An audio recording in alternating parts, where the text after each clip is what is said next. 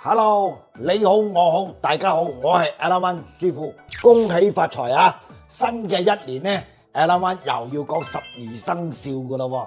今年入邊十二生肖邊一個犯太歲？我首先要講嘅係嘅屬馬嘅先，屬馬嘅人犯太歲。今年入邊呢係嘅火馬嚟嘅，所以做乜嘢事情都好安分守己，冇諗住換工。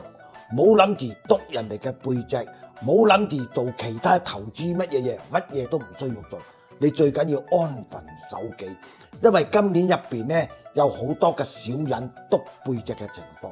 你做啱，亦都有人講；做唔啱，亦都有人講你喎。真係要守，千祈就冇貪啊！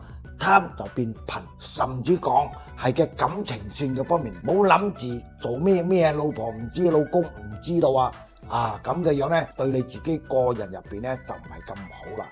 所以呢，今年入邊呢運程嘅方面，成年之中入邊呢，我嘅意思即係講最好就係守就冇衝啦。咁樣你唔係唔好，你嘅亦都有貴人嘅喎，一個就係屬狗嘅，一個就係屬羊嘅。我都係講啦，因為今年入邊你有犯太歲，記得去攝一攝嘅太歲去補翻嘅運去。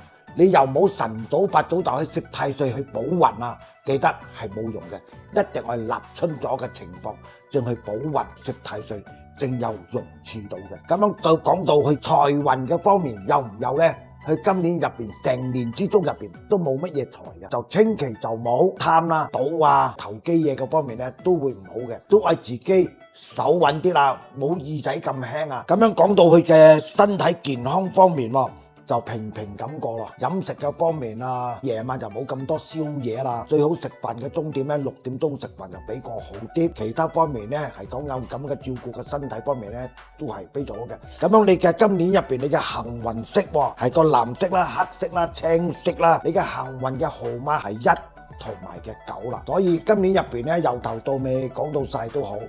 夢係公司嘅機密唔可以流出去出邊，乜嘢都好，齋嘅心就便利一切。